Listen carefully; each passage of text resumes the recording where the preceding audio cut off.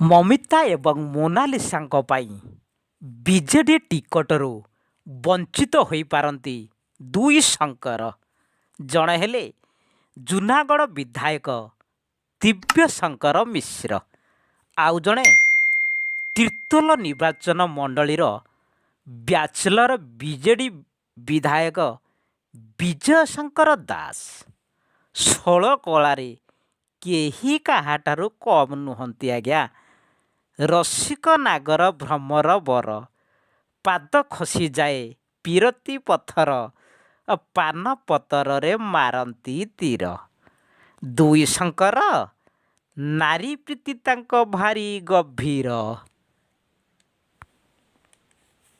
ପୂର୍ବତନ ଗୃହମନ୍ତ୍ରୀ ବାବୁ ମିଶ୍ର ମହାଶୟ, ସେ ଖରାବେଳେ ହେଉ କି ରାତିଆ କିମ୍ବା କଲେଜ ପିରିୟଡ଼, ମିଶିବାରେ ବାବୁ ଆମର କେବେ ବି ଢିଲା କରନ୍ତି ନାହିଁ। ମାନବ ସେବା ହିଁ ମାଧବ ସେବା ପରା। ଶଙ୍କରଙ୍କଠାରୁ ଆଦେଶ ଇସାରା ପାଇବା ମାତ୍ରକେ ସେବାରେ ଚଟାପଟ ଲାଗି ପଡ଼ନ୍ତି ଗୋବିନ୍ଦ। ଓଃ, କି ସୁନ୍ଦର ଯୋଗସୂତ୍ର! ଶଙ୍କର ସାଙ୍ଗରେ ଗୋବିନ୍ଦ ପୁରା ରାଜଜଟକ, ହିଟ୍ ଯୋଡ଼ି। ଚାହିଁ ରହିଛନ୍ତି ବାବନା ଭୂତ, ଏ ବାଡ଼ ଖାଇଗଲେ କ୍ଷେତ। ଅନ୍ଧାରିଆ ଘରେ ମିଲି ରେଡ଼ି, ବାବୁ ଯାଉଛନ୍ତି ବିଜୁଳି ବେଗରେ ହର୍ନ ବଜେଇ। ଏ ଆମେ କାହିଁକି ଏ ଛେକିବା ଗାଡ଼ି?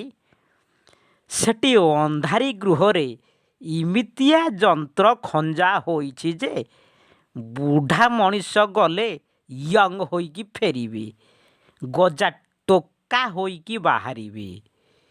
ଇଏ କାଳେ ଅଙ୍ଗେ ନିଭେଇଥିବା ଗ୍ୟାରେଣ୍ଟିର ଗ୍ୟାରେଣ୍ଟି ହେଉଛି ଶଙ୍କରଙ୍କ ଗ୍ୟାରେଣ୍ଟି।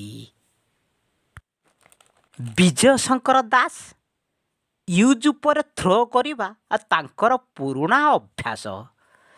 ବାନ୍ଧବୀ ମୋନାଲିସା ବିଜୟ ବାବୁଙ୍କ ବିଜୟରେ ଇମିତି ବ୍ରେକ୍ ଲଗେଇ ଦେଇଛନ୍ତି ଯେ କୋର୍ଟଙ୍କ ବିନା ପରମିଶନରେ ବିବାହ କରିପାରିବେ ନାହିଁ।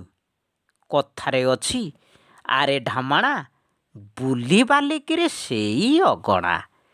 ମୋନାଲିସାଙ୍କୁ ଧର୍ମପତ୍ନୀ କରିବା ବ୍ୟତୀତ ଆଉ କିଛି ଚାରା ନାହିଁ। ତେବେ ଏ ଶୁଭ କାର୍ଯ୍ୟରେ ବିଳମ୍ବ କାହିଁକି? କେତେ ଦିନ ଆଉ ବିବାଦରେ ଛନ୍ଦି ହୋଇ ଚର୍ଚ୍ଚାରେ ରହିବେ? ଏହାର ପୂର୍ଣ୍ଣଚ୍ଛେଦ ଟାଣିବାକୁ ହେଲେ ମୋନାଲିସାଙ୍କ ମଥାରେ ସୁହାଗ ସିନ୍ଦୁର ହିଁ ସମାଧାନର ଏକମାତ୍ର ବାଟ। ନାରୀକୁ କିଭଳି ସମ୍ମାନ ଦିଅନ୍ତି ଆଉ ଜଣେ ବାବୁ ହେଲେ ପୂର୍ବତନ ଗଣଶିକ୍ଷା ମନ୍ତ୍ରୀ।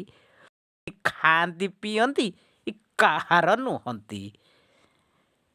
ଚାହୁଁଥିବା ଜିନିଷକୁ ଭଲରେ ନହେଲେ କୋଲ୍ଡ୍ରିଙ୍କରେ ନିଶା ଦେଇ ଭେଲରେ ହାସଲ କରିଦିଅନ୍ତି। ଇଏ ତାଙ୍କର ଫାଟେ ନା ଫୁଟେ, ପୋଲିସ ତାଙ୍କର, ସରକାର ତାଙ୍କର, ତଦନ୍ତକାରୀ ଅଫିସର ବି ତାଙ୍କର।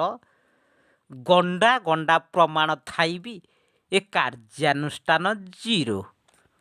ଆଇନ ପରା ତା ବାଟରେ ଯାଉଛି, ସେଥିପାଇଁ ଦୋଷୀ ପଦାରେ ବୁଲୁଛି। ସେଇ ଆଇନ କବାଟ ଠକ୍ ଠକ୍ କରି ଥକିଗଲେ ଆଉ ଜଣେ ବିଜେଡି ନେତ୍ରୀ ସଂଯୁକ୍ତା ମହଲା। ପୂର୍ବତନ ଶ୍ରମମନ୍ତ୍ରୀ ଶ୍ରୀକାନ୍ତ ସାହୁ ତାଙ୍କର ହେବା ପାଇଁ ବୋହୂ।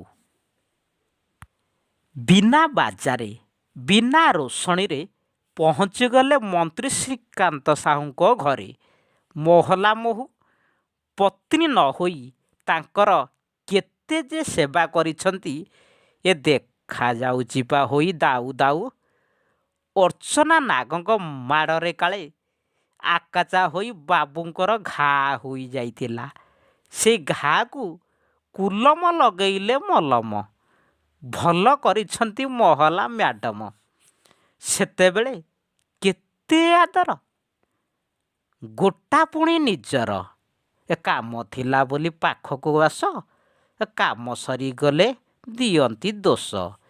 ଏ ମରଦ ଜାତିକୁ ଭାଇ ଜମାରୁ ନାହିଁରେ ବିଶ୍ୱାସ। ନାରୀ ମାୟାରେ ବାୟା ହୋଇ ଭୁଲି ଯାଆନ୍ତି ନିଜର ପଦମର୍ଯ୍ୟାଦା, ଆଉ ମୁହଁ ଯୋଉଠି ପାରେ ସେଇଠି କଳା କରି ପକାନ୍ତି। ଏ ଘଟଣା ପ୍ରକଟ ହେଲା ପରେ ମାନ ମହତକୁ ପାଶୋରି କେମିତି ଯେ ମୁଣ୍ଡ ଟେକି ବାଟ ଚାଲନ୍ତି ସେଇ ନେତାଙ୍କୁ ହିଁ ଜଣା। ନାରୀକୁ ସମ୍ମାନ ଦେଉଛି ବୋଲି ଯେଉଁ ସ୍ଲୋଗାନ ଦେଉଛନ୍ତି ବିଜେଡ଼ିର ବଡ଼ ପଣ୍ଡାମାନେ, ସେମାନଙ୍କୁ ମୋର ଛୋଟିଆ ପ୍ରଶ୍ନଟିଏ। ମମିତା, ମୋନାଲିସା, ସଂଯୁକ୍ତା ମହଲା ଏମାନେ କ'ଣ ଏ ଦେଶର ନାରୀ ନୁହନ୍ତି? ଜବାବ ରଖନ୍ତୁ। ତାଙ୍କ ପାଖରେ ଜବାବ ଥିଲେ ଆଜି ଓଡ଼ିଶା ନାରୀ ନିର୍ଯାତନାରେ 3 ନମ୍ବରରେ ନଥାନ୍ତା। ନା କ'ଣ ଦର୍ଶକ ବନ୍ଧୁ? ବିଚାର ଆପଣଙ୍କର। ଇଏ ଜନତାର ସ୍ୱର। ରହିଲି, ନମସ୍କାର।